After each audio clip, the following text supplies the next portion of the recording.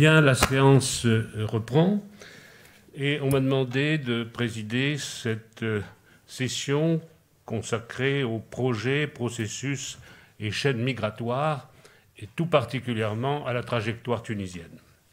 Alors, j'ai le plaisir de présider cette séance, parce que ce sont deux amis qui sont là, qui vont intervenir.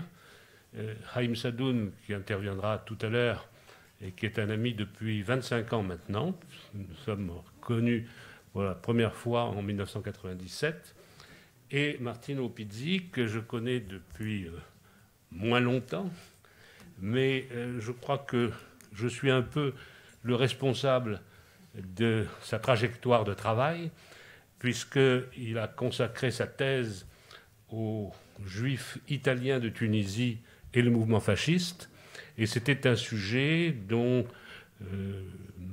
Madame Martha Bonucci et moi-même, nous avions discuté en disant que ça devrait être un sujet de thèse. Et elle m'avait dit, je vais essayer de trouver un étudiant qui puisse soutenir ce sujet. Il y a des étudiants italiens qui vont venir bientôt. Et un mois après, elle m'a téléphoné en me disant, voilà, j'ai trouvé un étudiant qui vient d'arriver à Paris, Martino Pizzi, et il a accepté ce sujet alors qu'il ne connaît ni la Tunisie, ni la question des Juifs de Tunisie ou de France.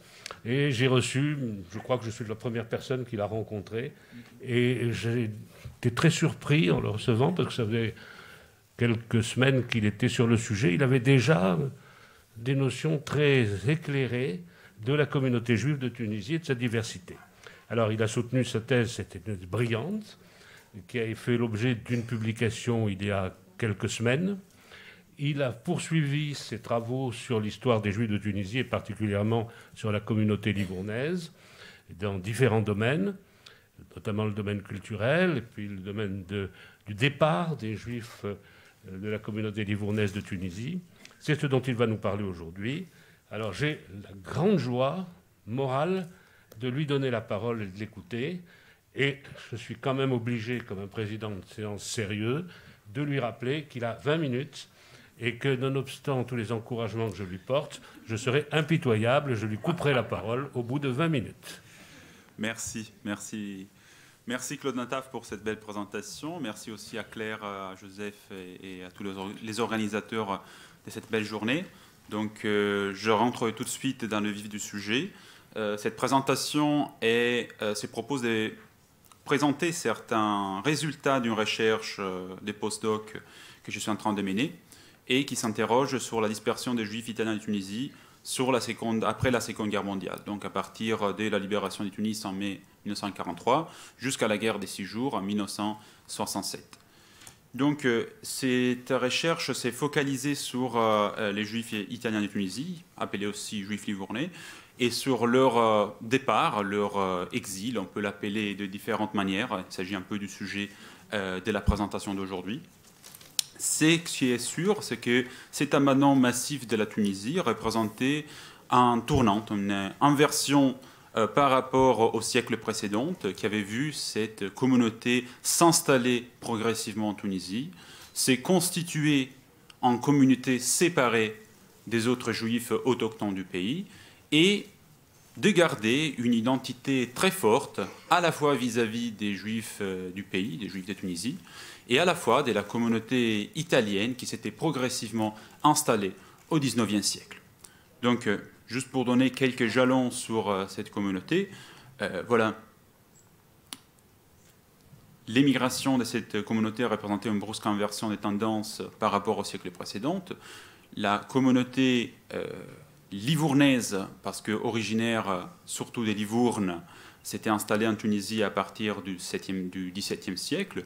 Ensuite, en 1710, s'était constituée en communauté séparée de la communauté juive tunisienne proprement dit.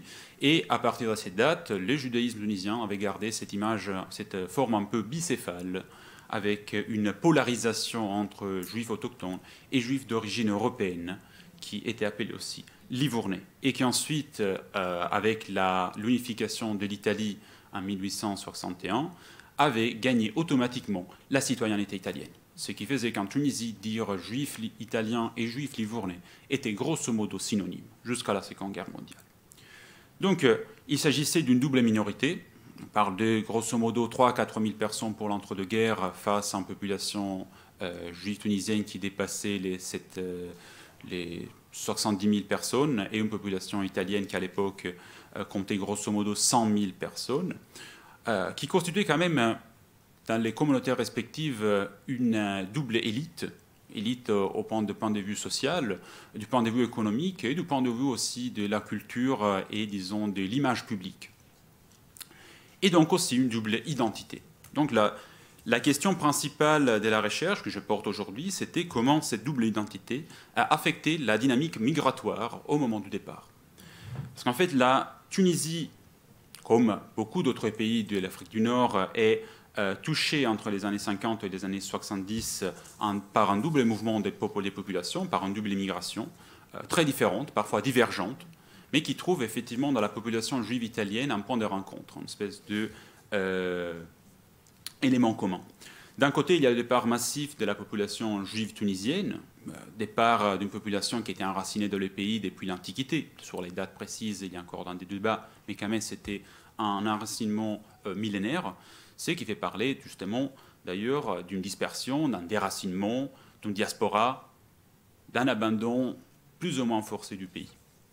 Et de l'autre, il y a le départ, numériquement très important, des ressortissants européens, surtout français et italiens, émigration qui peut être considérée plutôt comme un rapatriement, plutôt qu'une émigration de retour. Il y a plusieurs ouvrages, là j'ai porté le livre « L'Europe retrouvée » de Miège et Dubois, qui est un bon exemple de comment ces migrations de la décolonisation ont été étudiées et analysées. L'intérêt donc des Juifs italiens, c'est qu'ils s'est situé au carrefour de ces deux mouvements des populations, au carrefour entre deux mondes, entre deux émigrations parallèles, et donc la question un peu de voir en quoi ils ont participé à ces migrations.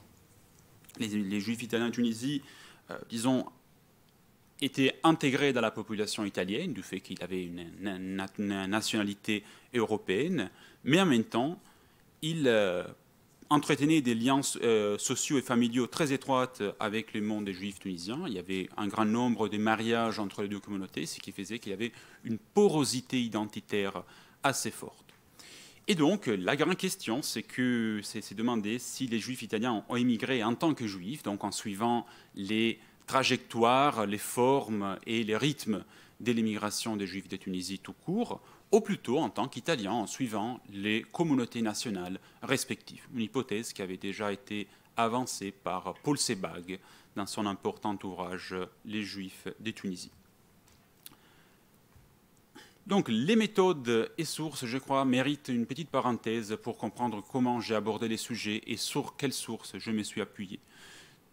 L'objectif était de reconstruire les flux de départ des Juifs italiens de Tunisie dans leur aspect quantitatif et qualitatif, dans une perspective d'émigration divergente. Donc, une perspective qui valorisait plutôt les contextes de départ, l'évolution identitaire dans le contexte de départ, en laissant un peu à côté l'intégration dans le nouveau contexte, les histoires après la migration. Ce que je voulais véritablement étudier, c'était pourquoi cette population avait choisi la voie de l'immigration, quelles avaient été les raisons qui avaient poussé les individus à partir et quels avaient été les éléments un peu de répulsion et d'attrait dans les pays respectifs. Pour cela, j'ai valorisé surtout les mémoires orales et écrites. Donc je me suis appuyé sur des sources mémorielles et des entretiens. Donc je me suis appuyé surtout sur la voix des témoins. C'est là en même temps pour contourner un problème des sources, un problème épistémologique qui s'est posé au moment de chercher les sources sur les Juifs italiens dans les archives, parce que très simplement les Juifs italiens étaient invisibles aux yeux de l'administration, au sens qu'ils ne faisaient pas l'objet d'une catégorie particulière, à la fois aux yeux des autorités françaises, des autorités italiennes et des autorités tunisiennes après 1956, ce qui fait qu'on ne trouvera jamais, bon, quand même moi je ne l'ai pas trouvé, des rapports spécifiques sur les Juifs italiens en tant que tels. Donc il faut vraiment chercher, il faut trier, il faut faire un grand travail de collecte des sources pour trouver un nombre très réduit des sources à ces sujets-là. Par contre, les témoignages permettaient déjà de reconstruire l'histoire en écoutant la voix des témoins et aussi de valoriser un aspect qui a été souligné hier par Omar Boum sur l'agency des acteurs de la migration. En les considérant donc comme des sujets actifs et déterminants dans leur trajectoire, au lieu de les voir comme des simples manifestations de phénomènes globaux qui allaient au-delà des choix individuels. Donc c'était à la fois un choix dicté par le manque de sources et pour valoriser les trajectoires individuelles. Voilà donc quelques résultats de ma recherche, quelques premiers bilans que je voudrais partager avec vous. Alors, sur les raisons de départ, qui est un peu les premiers volets de ma présentation. Là, je vois qu'il y a déjà 20 minutes qui sont passées, mais c'est pas vrai. Non, non. D'accord, très bien. Alors, je commençais déjà à paniquer parce que j'étais déjà en manque de temps avant de commencer. Non. Oh, magnifique, magnifique. D'accord. Alors, je peux garder quand même une certaine aplombe pour moi. Parfait.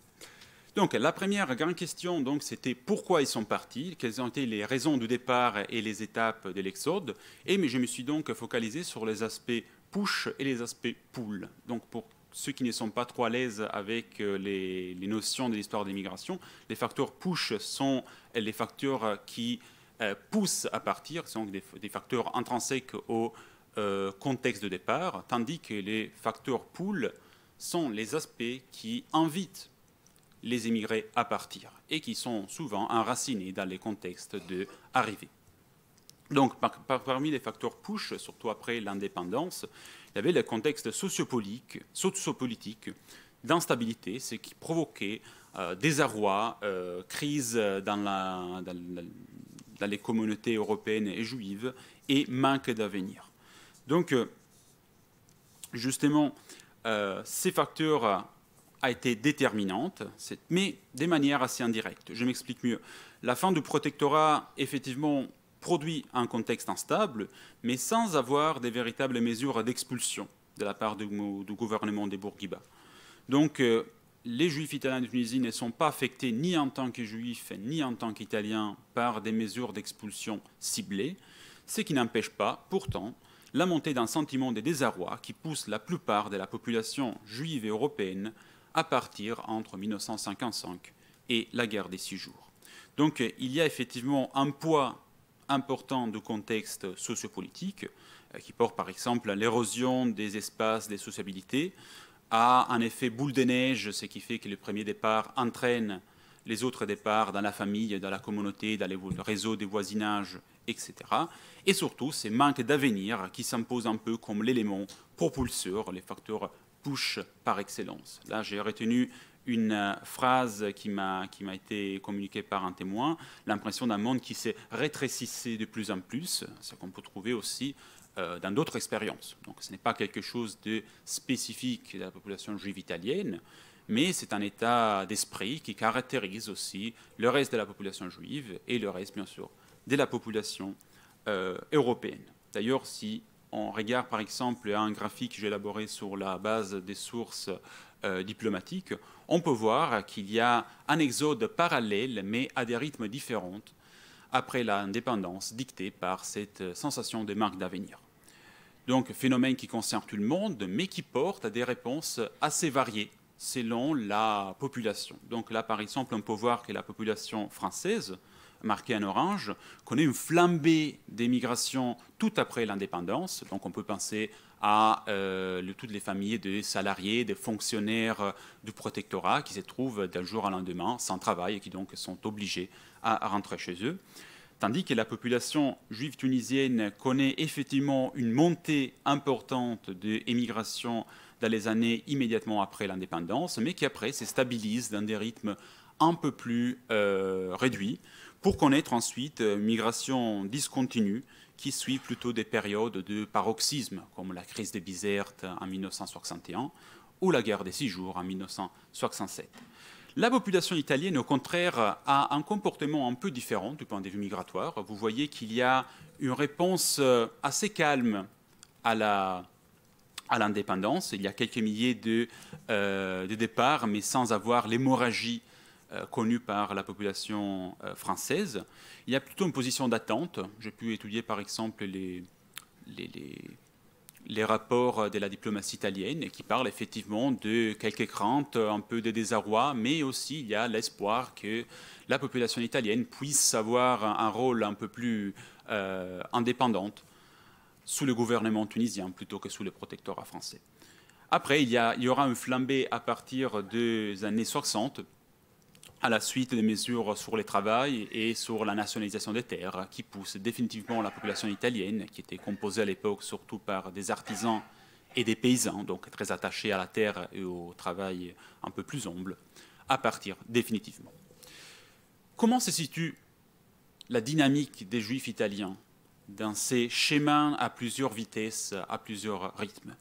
Eh bien, là, disons, l'élément intéressant de la population juive italienne, de toute façon, ce que je peux retenir des témoignages, c'est qu'il s'agit d'une migration très précoce, une sensation de manque d'avenir qui précède de l'indépendance. Donc, les Juifs italiens se trouvent impliqués dans ces mouvements globaux, mais on observe un désir de partir et aussi des choix d'émigration qui précèdent l'indépendance et qui portent déjà la moitié de la population à partir avant l'indépendance. Il y a des sensations, j'ai retenu, de rejet de la société coloniale, du rejet du milieu juif livournais, qui est jugé trop fermé, raciste, ancré encore à des logiques dépassées, et qui donc pousse à chercher ailleurs un meilleur avenir. Donc là, par exemple, sur l'ensemble des trajectoires que j'ai pu analyser, 21 personnes sur 40 avaient pris la voie de l'émigration avant l'indépendance, 10 personnes entre 1956 et la crise des Bizertes, 8 entre la crise des Bizertes et la guerre des 6 jours, et à peine 2 après la guerre des 6 jours. Donc on trouve ici une migration qui est motivée par les mêmes raisons des autres groupes sociaux, mais qui précède ces groupes sociaux, et qui se trouve déjà en état avancé à la veille de l'indépendance. D'ailleurs, l'analyse des raisons de départ des facteurs pool, donc des facteurs d'attraction de l'émigration, ça permet de renforcer cette impression.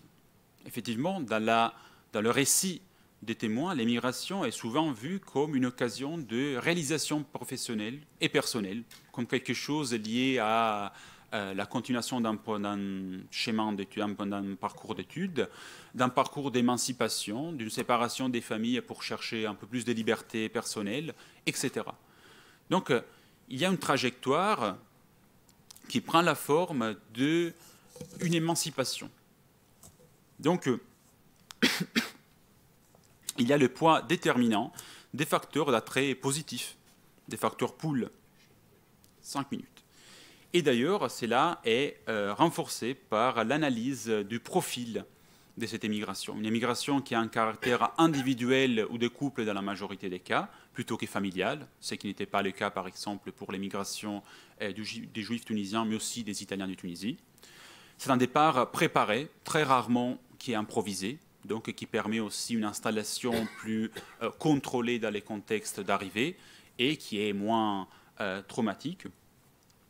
Et une rupture qui est définitive dans la quasi-totalité des témoignages.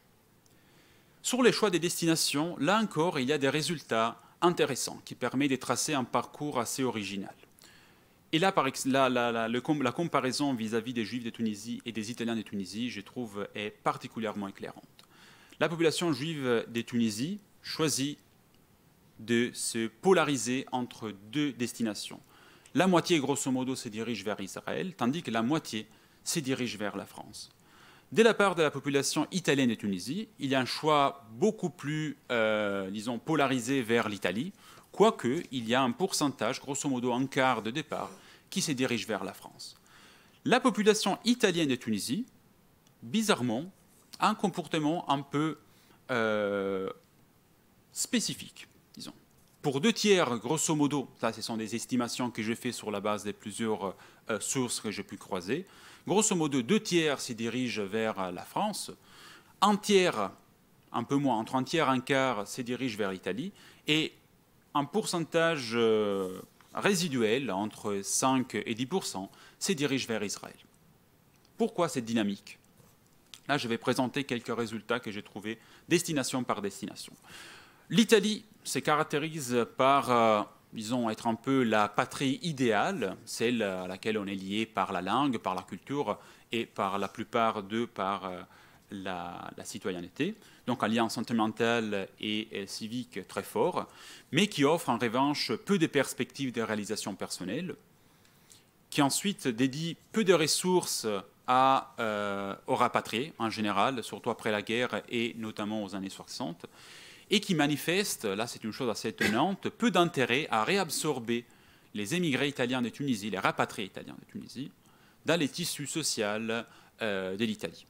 Donc, qui n'a pas des mesures comme la loi Boulan, par exemple en France, comparable à la loi Boulan pour le rapatriement des ressortissants de Tunisie, et qui donc se montre assez réticente à faire rapatrier la population italienne de Tunisie, qui est désormais, aux années 60, très paupérisée et francisée.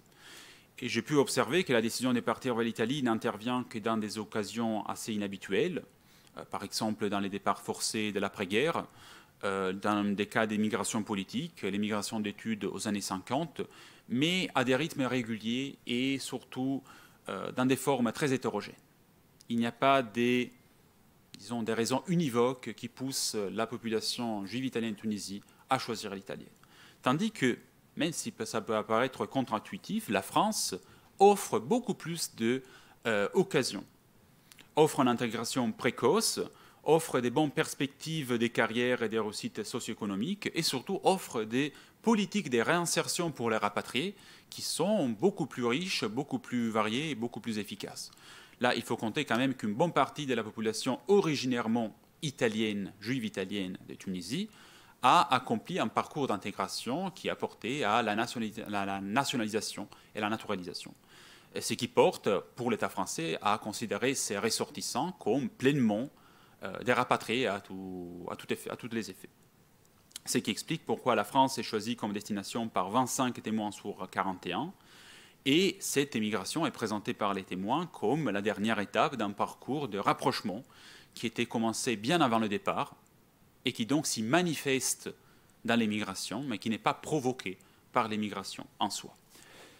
Et en revanche, Israël, qui quand même constitue une possibilité concrète dans l'après-guerre, est choisi comme destination par un nombre minimal de personnes parce que il ne permet pas de valoriser un capital scolaire accumulé pendant le séjour en Tunisie. Il ne présente pas, pour la plupart des cas, un réseau familial déjà installé, qui permettent donc une installation graduelle et moins brusque, et surtout un contexte qui est vécu comme étranger. Donc même si dans les témoignages, il y a effectivement une certaine fascination pour les idéaux sionistes, une compréhension et une participation émotive assez forte, au moment du choix entre la France, l'Italie et Israël, Israël absorbe très peu d'immigrés. Israël est vraiment vu comme un saut dans l'inconnu. Ce qui fait que les anciens parcours d'émancipation et les perspectives concrètes offertes par les contextes d'arrivée, au final, l'emportent sur l'élan idéal et sur certains facteurs religieux. Pour conclure, juste pour lancer quelques perspectives de réflexion, les trajectoires d'émigration des Juifs italiens de Tunisie, de ce que j'ai pu observer jusqu'ici, s'effacent de manière très originale, avec une combinaison de la dimension nationale et la dimension religieuse, ce qui produit une grande variété de situations, mais aussi que ça permet des comparaisons très intéressantes avec la population juive de Tunisie tout court, avec aussi la population juive de l'Afrique du Nord, et la population italienne tout court. C'est une migration qui est vécue comme une rupture, mais en même temps comme une continuité, face à un parcours d'intégration à la France notamment, qui est déjà commencé pendant l'après-guerre, parfois avant la guerre, et qui donc est continué à travers les migrations. Et c'est une migration surtout qui est dirigée plutôt par des facteurs d'attraction que des facteurs de répulsion du contexte de départ, contrairement à beaucoup d'autres expériences. Et dernièrement, pour revenir un peu à la question de l'agency, c'est une migration qui me semble dirigée surtout par des logiques individuelles, qui contournent et qui complètent les dynamiques collectives. Parfois, on a l'impression que les Juifs italiens de Tunisie émigrent en tant qu'étudiants, en tant que travailleurs, en tant que d'autres identités collectives, individuelles, plutôt qu'en tant que Juifs, ou plutôt qu'en tant qu'Italiens. Parfois, je le dis de manière un peu provocatrice, j'ai l'impression qu'ils n'émigrent même pas en tant que Juifs italiens. Voilà donc. Merci pour votre attention.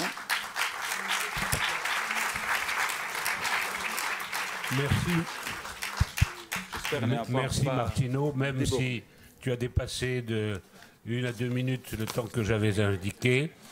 Mais je m'en suis voulu un peu de te presser parce que c'était un exposé passionnant sur l'hétérogénéité de la communauté juive de Tunisie, mais nous aurons l'occasion d'en reparler dans la discussion et j'invite Haïm Sadoun à venir à la tribune.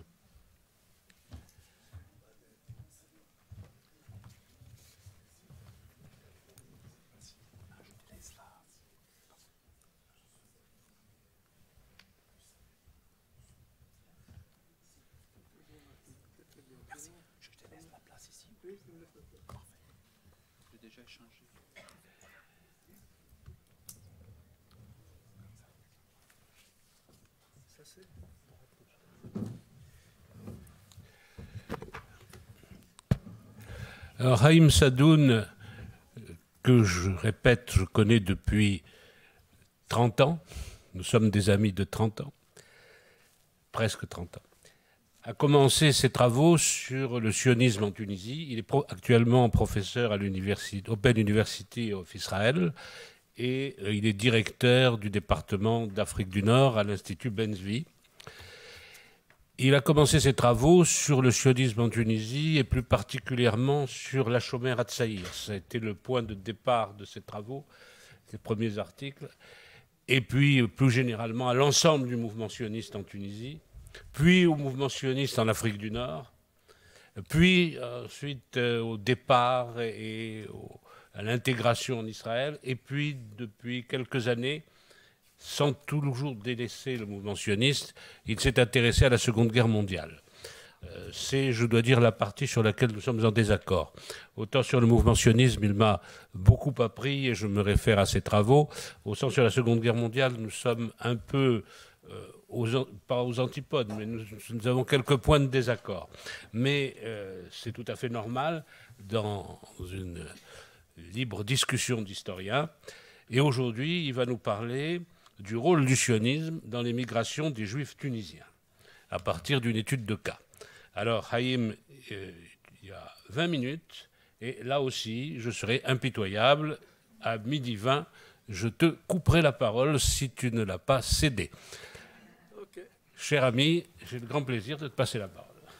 Merci, monsieur, cher ami Claude Nataf. Merci beaucoup aux organisateurs pour ce colloque très intéressant. Je voudrais essayer d'élaborer le sujet qui, je crois, qui va correspondre avec la belle présentation de mon ami Martino sur le facteur sioniste. C'est même correspondance un peu avec l'intervention qu'a donnée Ulfa Benachou avant. Et je vais commencer par quelques données de base que je crois qui sont très importants pour comprendre le sujet. Entre 1945, ici en 1945, il y avait plus de 900 000 juifs dans les pays musulmans. En 1975, il y avait à peu près 170 000. Cette immigration a fait partie des tendances migratoires du peuple juif. Ce n'est pas un cas uniquement des pays, ce n'est pas un cas isolé des pays du monde arabe.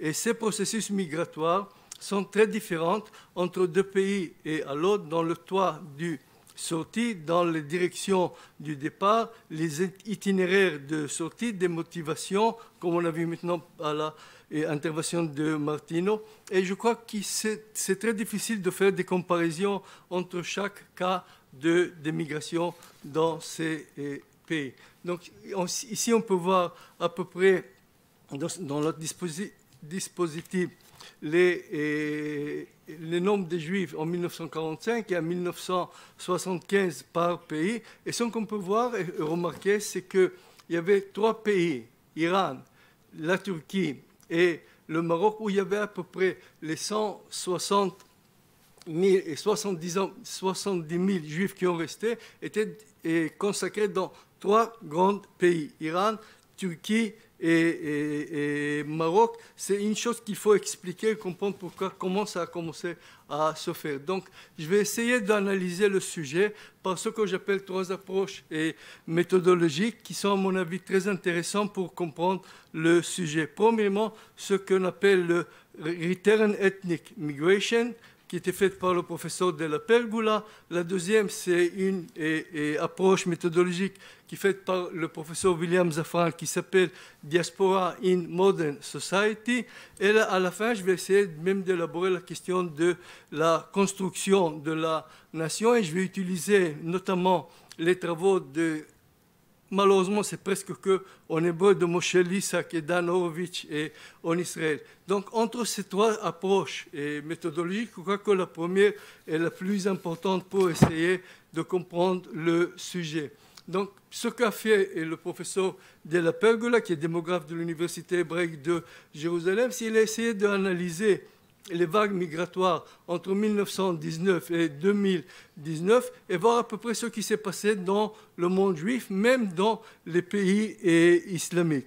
Et comme les autres historiens, comme le professeur Goural Roy de l'Université de Haïfa, a analysé les vagues migratoires de l'Europe de l'Est, il a montré que même si c'était le mouvement sioniste qui a été qui a encouragé les migrations de l'Europe de l'Est, pas tous les Juifs qui ont arrivé en Israël étaient forcément des sionistes, des adhérents du mouvement sioniste. Donc, après analyser tout ça, il est venu à 2 conclusions qui sont, à mon avis, très importantes et très intéressantes. Il n'y a que 2 centres dans le monde juif. C'est le centre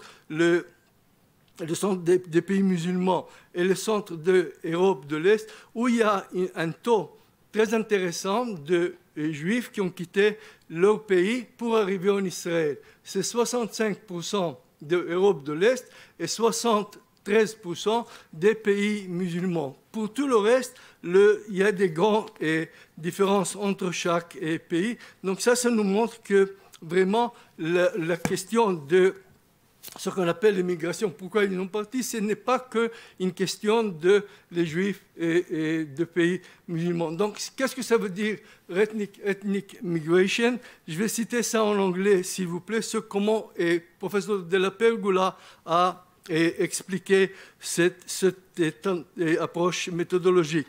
Return ethnic migrations is a particular case when migration of identified ethnics occurred from one or more countries of a current residence to a country perceived as the natural country of origin of that population group. Donc, c'est très important de comprendre ces nouveaux tendances migratoires.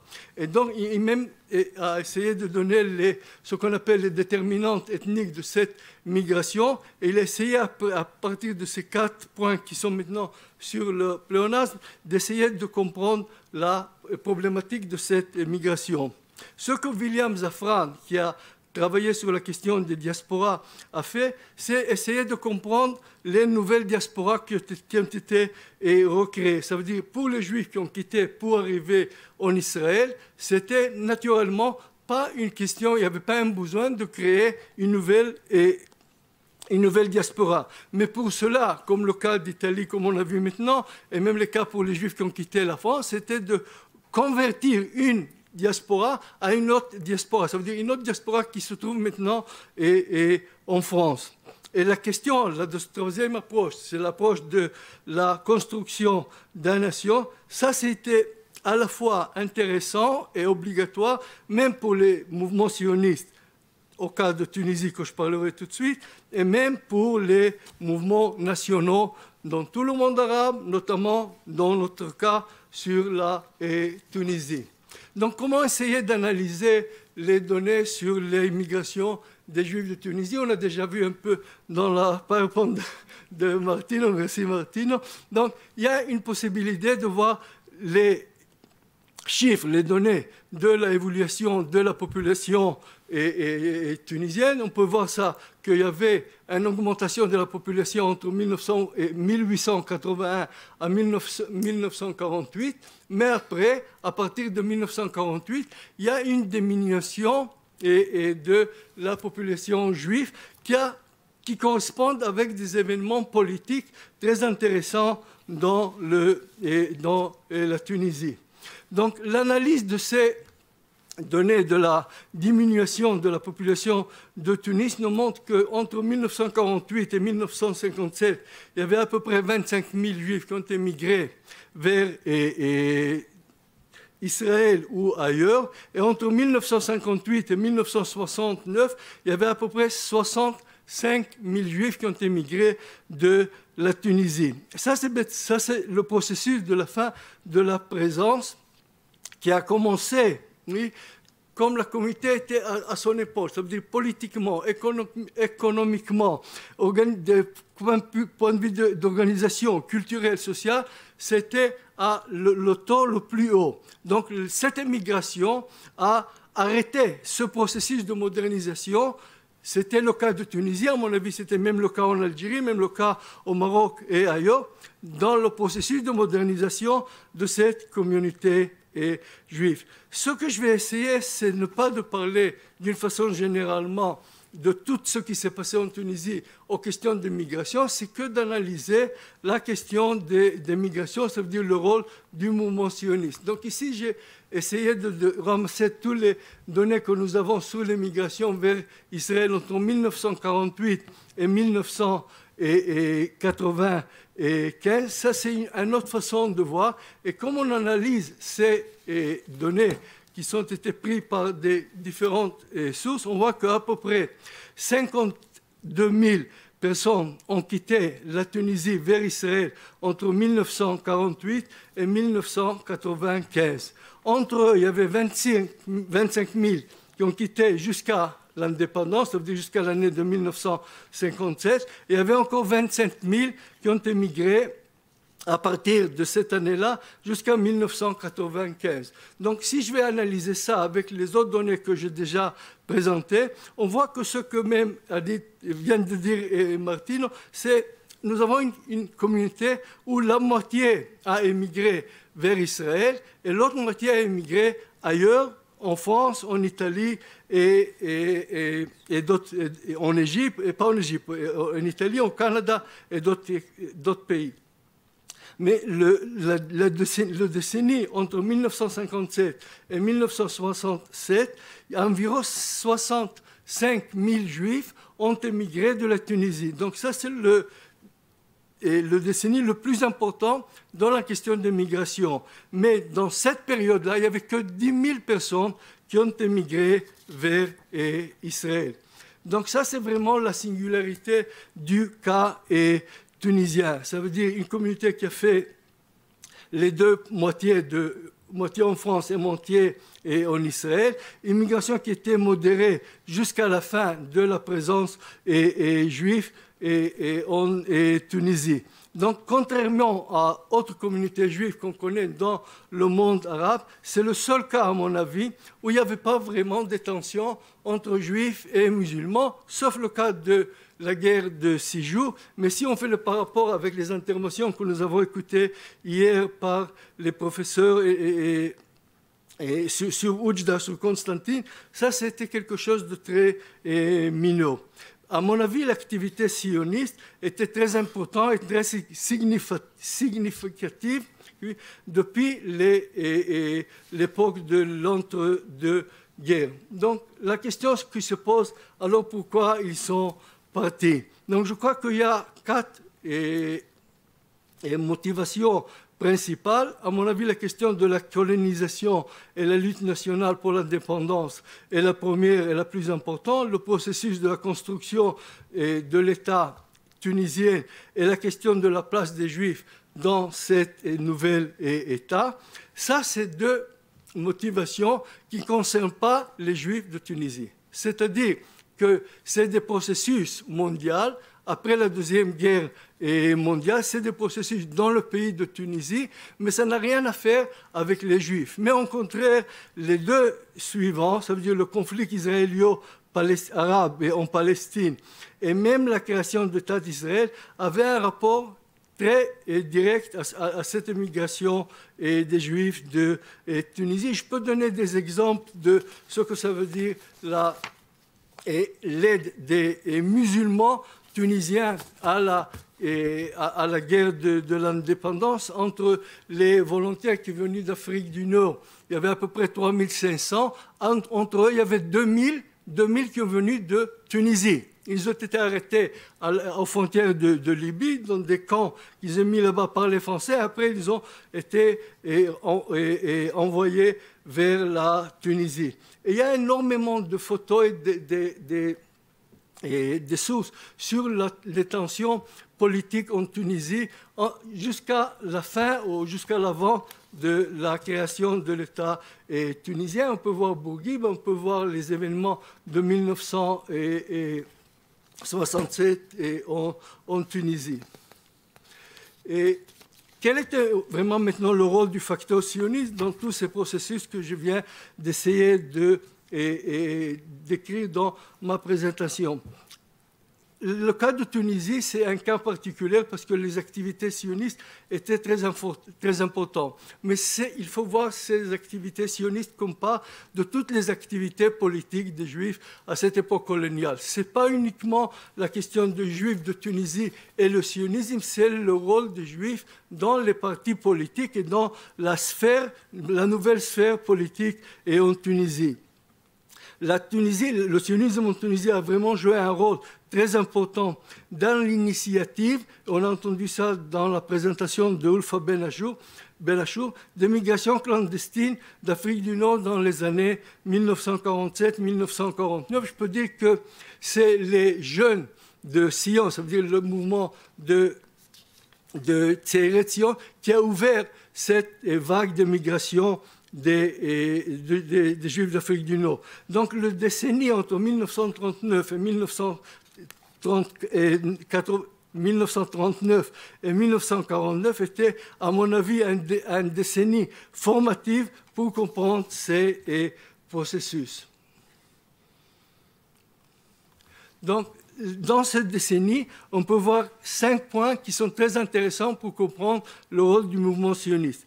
Premièrement, c'est l'idéologie sioniste que, dans ces années-là, ça veut dire à partir de 1939, peut-être 1943, était une idéologie réalisatrice. Ça veut dire que si tu veux être sioniste, tu dois faire ton alia, tu dois émigrer en Israël. Avant, c'était un moyen d'avoir une tendance politique dans la vie politique en Tunisie, mais tu n'étais pas obligé de réaliser ton alia. Maintenant, c'était autrement. Et il y avait aussi une rencontre entre le mouvement sioniste en Eretz Israël, c'est-à-dire en Palestine, et en Tunisie. Et à partir de cette année-là, on voit des émissaires qui arrivent d'Israël, de Palestine de cette époque-là, en Tunisie, pour encourager la migration. Et il y a même la question d'organisation de toute cette immigration. C'est un projet, c'est quelque chose qu'il faut le faire et il faut trouver les moyens comment faire cette immigration-là.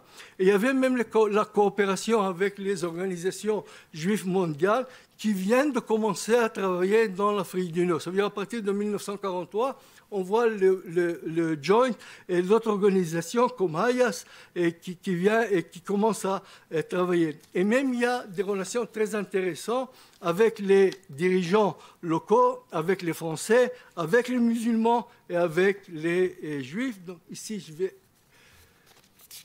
Qu'est-ce que ça veut dire cet aspect organisationnel de migration du mouvement sioniste? Ça veut dire c'est la présence officielle régulièrement des représentants de l'État d'Israël, ça veut dire la présence de représentants des partis politiques sionistes d'Israël en Tunisie dans le même temps. C'est un bureau d'organisation et encouragement cette organisation. C'est les moyens financiers qui a pour aider cette immigration. Et c'était la responsabilité globale. Ça veut dire que le mouvement sioniste a pris le rôle d'essayer d'encourager et de faire venir les gens qui voudraient choisir l'État d'Israël comme place d'émigration, de tout le processus de cette émigration. Et ça, c'était contrairement aux des cas individuels qui ont émigré en Italie ou en France. Donc, on parle beaucoup de cette migration sélective. On a entendu Ulfa Benachouf de parler de ça. C'est vrai que dans les années 52-55, il y avait lentement dans l'émigration des Juifs de Tunisie, encouragés par le mouvement sioniste. Mais il faut dire même l'envers. C'est que dans cette époque-là, il n'y a pas vraiment un grand besoin ou un grand poussant des Juifs de Tunisie de quitter le pays pour arriver en Israël. Ça veut dire que ça a pris jusqu'à 1955. On peut voir les données ici, que qu'en 1955, comme c'était sûr que maintenant arrivera l'indépendance de la Tunisie, que le mouvement sioniste a commencé à encourager et les Juifs ont décidé de quitter le pays. Donc il y a des questions et des réflexions sur les sujets. Est-ce que tous les Juifs qui ont émigré et par le mouvement sioniste, est-ce que c'est vrai qu'ils étaient sionistes? Je dis non, non, ils n'étaient pas sionistes. Mais le mouvement sioniste a leur aidé et a aidé l'idéologie sioniste, parce que ça, c'était le fond de l'idéologie du sionisme, a aidé les Juifs de quitter le pays. Est-ce que les élus de la communauté juive, les rabbins, les dirigeants, ont aidé à émigrer? Je ne crois pas. Il faut quand même continuer la recherche dans cette question-là, parce que la question qui m'a intéressé, je n'ai pas trouvé une solution, peut-être vous pourrez m'aider, c'est quand les dirigeants de la communauté juive comprennent que nous sommes dans un processus de diminution et de liquidation de la communauté juive. Et quelles sont les réactions des dirigeants de la communauté face à cette question-là? Je crois que nous n'avons pas jusqu'à maintenant une réponse assez bien à cette question-là. Et il y a même la question de est-ce que c'est vrai que les couches sociales, oui, qui étaient les plus faibles, ont émigré en Israël? À mon avis, c'est pas vrai, c'est wrong de passer ensemble parce que, et avec ça je termine, parce que le rôle du mouvement sioniste était de donner une solution pour tout le monde juif. Ça veut dire que le mouvement sioniste n'a pas choisi les Juifs. Est-ce que tu veux monter, est-ce que tu veux faire ton émigration ou non? Le mouvement sioniste était dans son idéologie, une idéologie totale.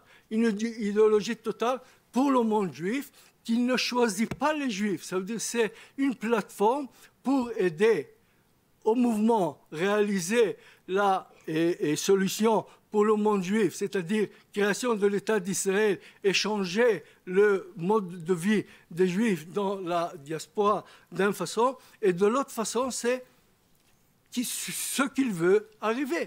Nous, on va vous aider d'arriver en Israël, mais ce n'est pas notre chemin, ce n'est pas notre besoin de savoir quelles sont les motivations de votre émigration. Si c'est des motivations économiques, si c'est des motivations politiques, sionistes ou ailleurs. Je vous remercie.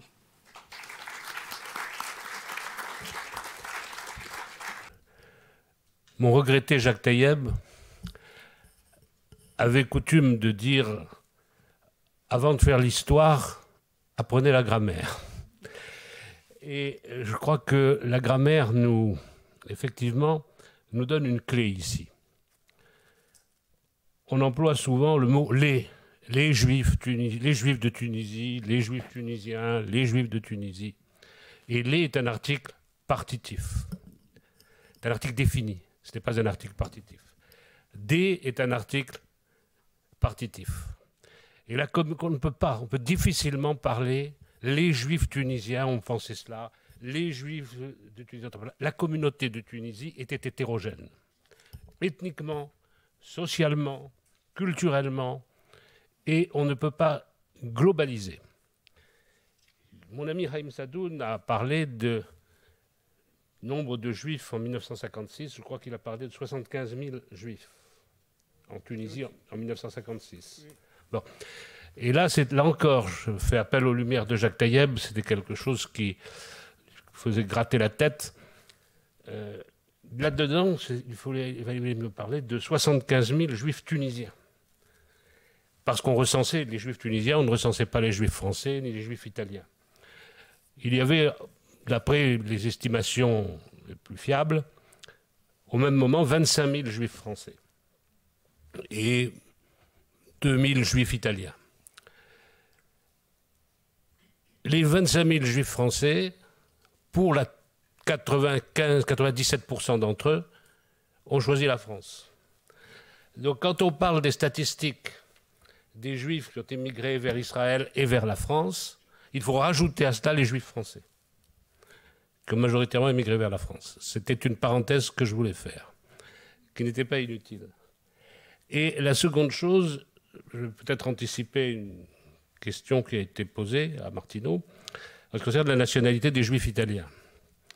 Là encore, il y avait les juifs italiens qui avaient la nationalité italienne, qui étaient notamment ceux qui avaient immigré au XIXe siècle, au moment où se faisait l'unité italienne et où la nationalité italienne existait, parce qu'avant, il n'y avait pas de nationalité italienne. Il y avait une nationalité toscane, il y avait une nationalité sarde, il y avait une nationalité piémontaise, mais il n'y avait pas de nationalité italienne.